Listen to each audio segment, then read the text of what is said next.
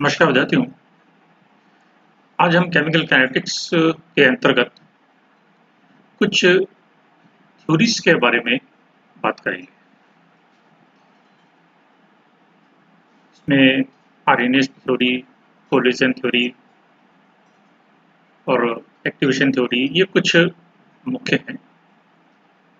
तो इन थ्योरीज के अंतर्गत क्या है, कुछ सामान्य ज्ञान आप लोगों को पहले से है, उसी के बारे में एक तरीके से थोड़ा सा और अपनी मेमोरी को हम लोग रिफ्रेश करेंगे।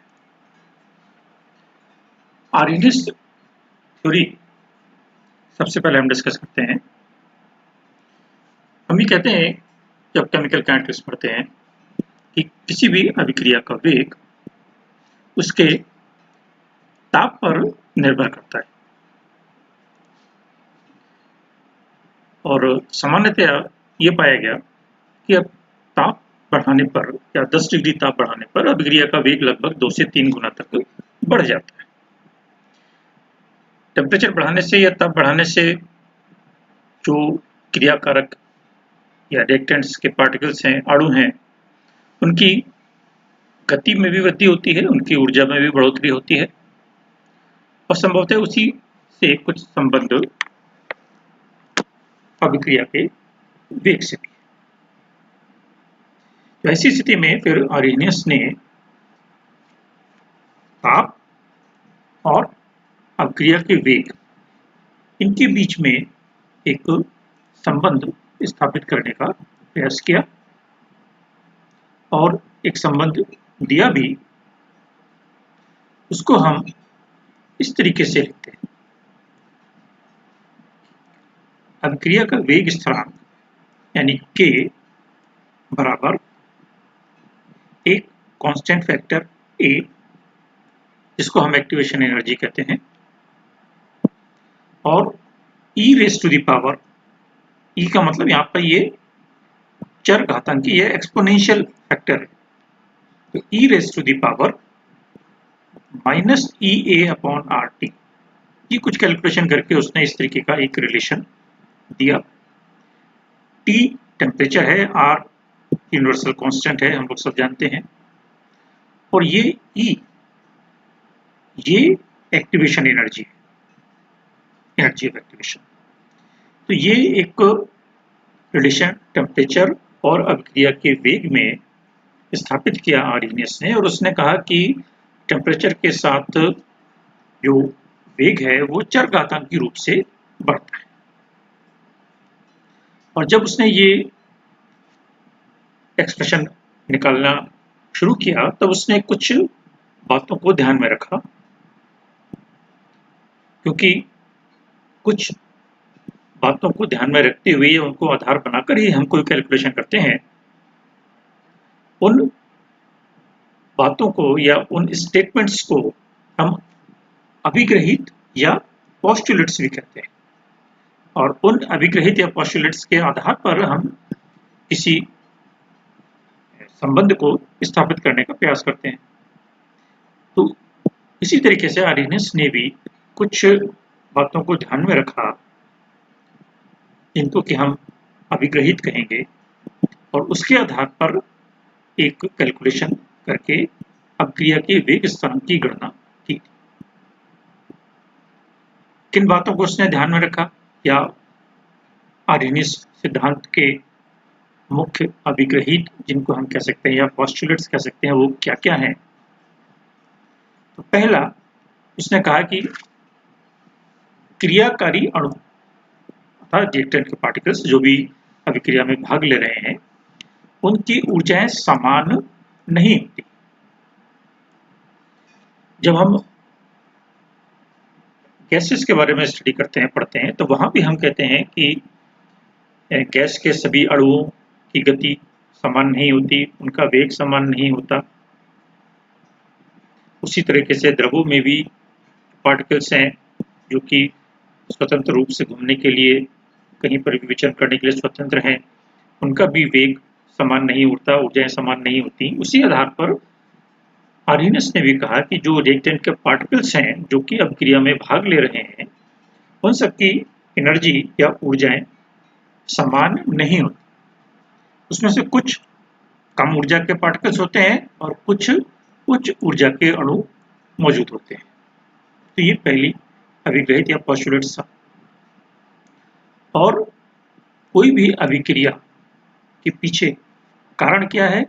क्रियाकारी अणुओं के बीच में टक्कर, यानी जब दो या दो से अधिक पार्टिकल्स आपस में टकराते हैं तब उसके परिणाम स्वरूप अभिक्रिया संपन्न होती है और उत्पाद बनते हैं। तो इसलिए टक्करों का होना आवश्यक है। लेकिन साथ में उसने ये भी कहा कि केवल वो ही अणु उत्पाद बनाते हैं, यानी ऐसा नहीं है कि कोई भी दो अणु आपस में टकराकर प्रोडक्ट या उत्पाद में परिवर्तित हो जाए, ऐसा नहीं है, बल्कि सिर्फ वो ही अणु उत्पाद बनाने की क्षमता रखते हैं जिनकी ऊर्जा अर्थात क्रियाकारक अणुओं की ऊर्जा एक निश्चित न्यूनतम ऊर्जा से अधिक होती है। यानी जिन पार्टिकल्स की ऊर्जा कम है वो अगर टकराते भी हैं तो भी उसके परिणाम स्वरूप कोई उत्पाद नहीं बनेगा। उत्पाद बनने के लिए आवश्यक है कि क्रियाकारक अणुओं के पास एक मिनिमम एनर्जी से अधिक, यानी न्यूनतम ऊर्जा से अधिक ऊर्जा हो। ऐसे अणुओं को हम सक्रिय अणु कहते हैं। यानी जब भी हम सक्रिय अणु की बात करेंगे तो उससे हमारा तात्पर्य होगा कि वो अणु जिनकी ऊर्जा इतनी है कि वो उत्पाद बनाने में सक्षम है। और इन सक्रिय अणुओं की संख्या जितनी अधिक होगी उस अभिक्रिया का वेग उतना ही अधिक होगा। यानी अणुओं की संख्या जितनी अधिक होगी या अणुओं के बीच में टक्कर जितनी अधिक होगी उतने ही अधिक उत्पाद बनने की संभावना होगी।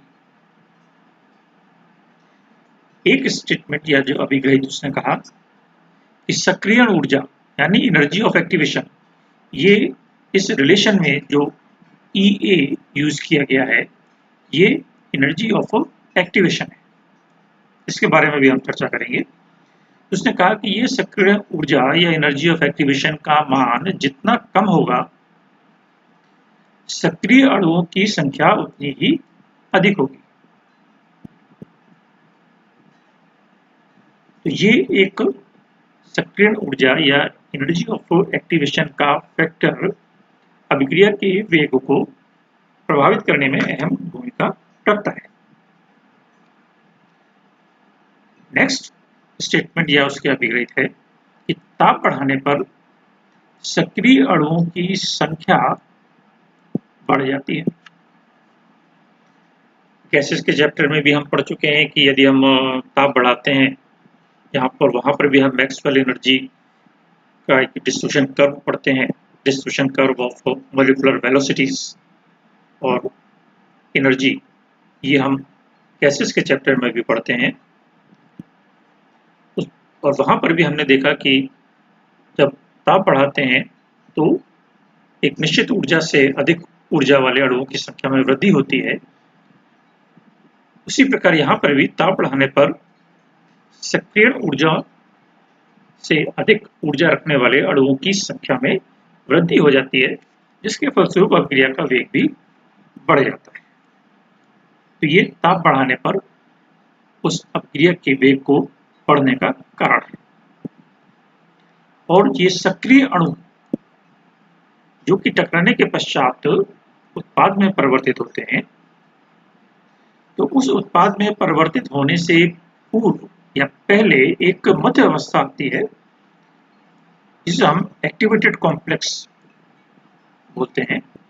एक मिडिल या मध्यवर्ती संकुल या कॉम्प्लेक्स बनता है जिसे हम सक्रियत संकुल या एक्टिवेटेड कॉम्प्लेक्स कहते हैं।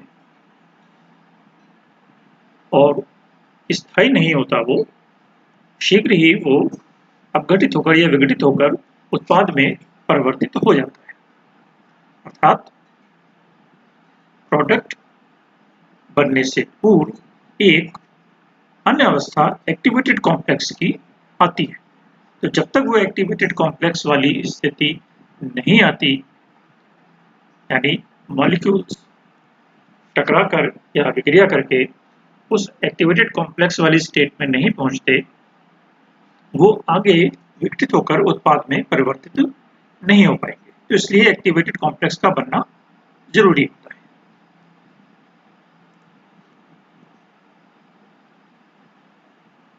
सक्रियण ऊर्जा या एनर्जी ऑफ एक्टिवेशन, जिसके बारे में हमने अभी चर्चा करी, ये क्या चीज है?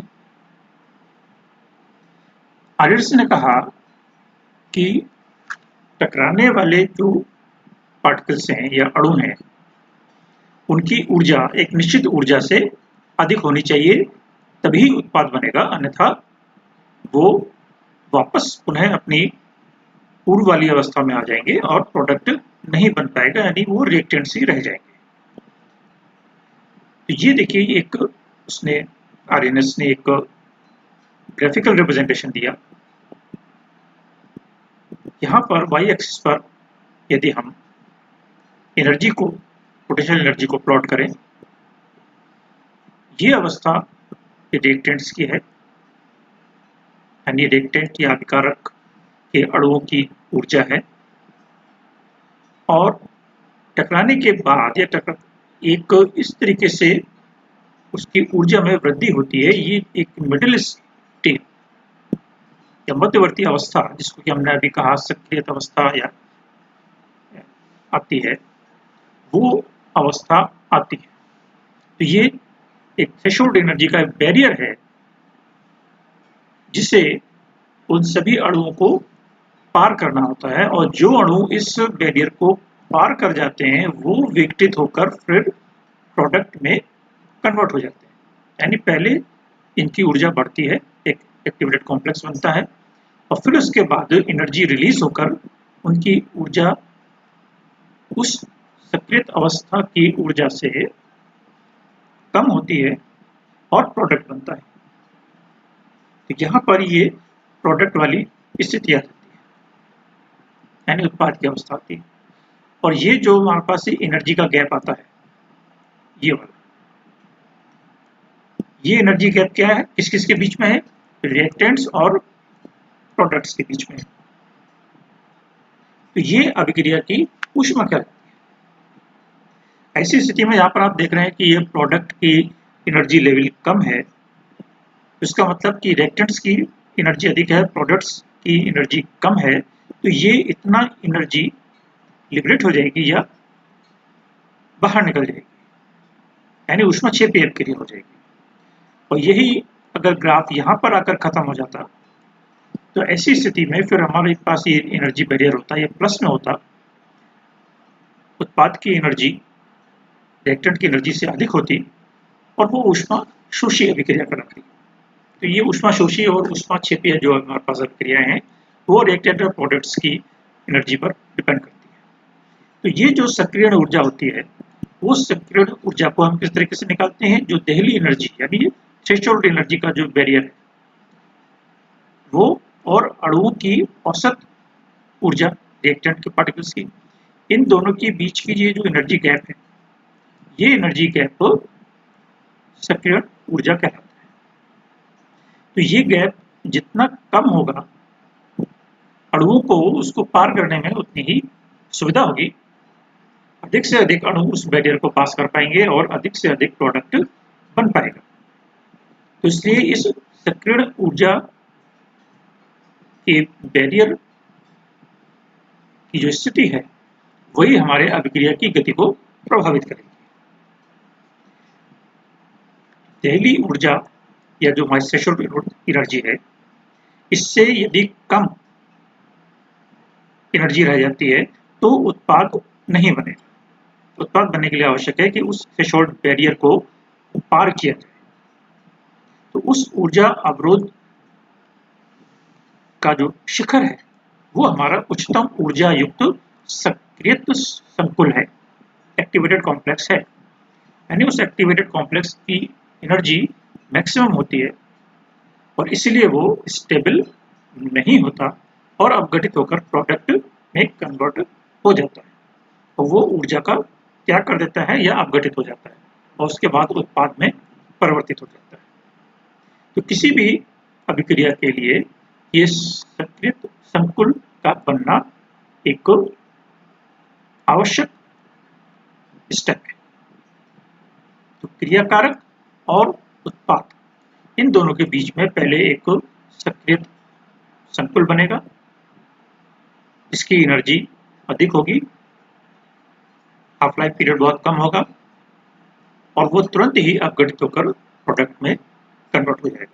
इनकी आयु सक्रियत कॉम्प्लेक्स की बहुत कम होती है, ये इसको हम आइसोलेट नहीं कर पाते, इनकी पहचान नहीं कर सकते। ये सिर्फ तरीके से हम कह सकते हैं कि इसको थ्योरेटिकली हम कंसीडर करते हैं, इनको अलग से निकाल कर इनकी पहचान नहीं की जा सकती। इनकी आयु बहुत कम होती है और अस्थायी होते हैं और तुरंत ही विघटित होकर उत्पाद में परिवर्तित हो जाते हैं।